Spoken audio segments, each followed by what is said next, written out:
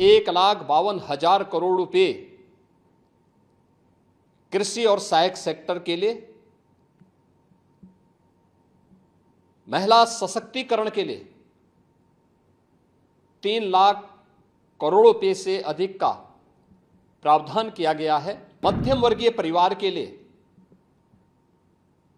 प्रत्यक्ष कर यानी इनकम टैक्स में जो नए टैक्स स्लैब की घोषणा हुई है, ये सभी अभिनंदनीय है, स्वागत योग्य है।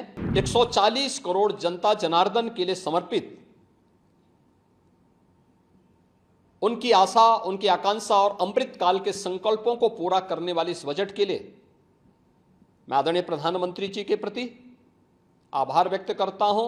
आदरणीय प्रधानमंत्री श्री नरेंद्र मोदी जी के मार्गदर्शन में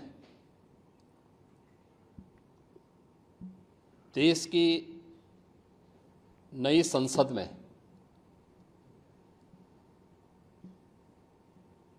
माननीय वित्त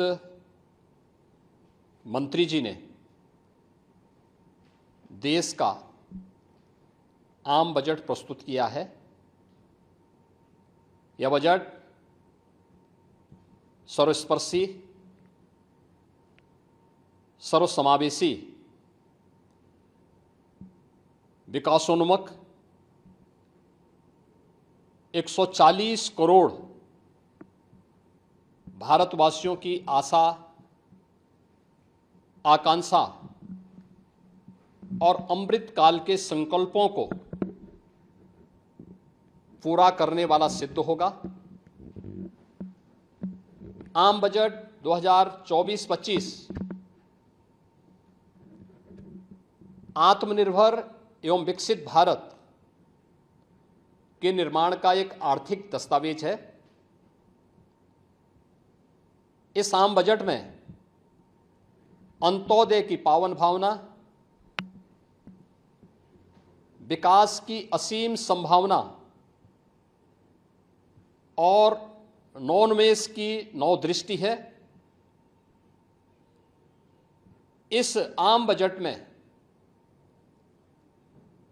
अन्नदाता किसानों की समृद्धि के लिए 1,52,000 करोड़ रुपए कृषि और सहायक सेक्टर के लिए, महिला सशक्तिकरण के लिए 3 लाख करोड़ रुपए से अधिक का प्रावधान किया गया है।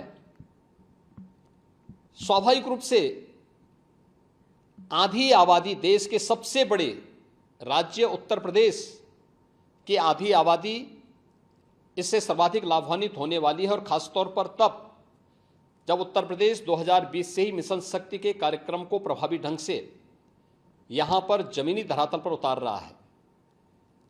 सर्वाधिक अन्नदाता किसान उत्तर प्रदेश के अंदर निवास कर रहा है। उन अन्नदाता किसानों की समृद्धि में आज संसद में प्रस्तुत आम बजट बड़ी भूमिका का निर्वहन करने वाला है। युवाओं के लिए लाखों नौकरियों के साथ साथ मध्यम वर्गीय परिवार के लिए प्रत्यक्ष कर यानी इनकम टैक्स में जो नए टैक्स स्लैब की घोषणा हुई है, ये सभी अभिनंदनीय है, स्वागत योग्य है। इस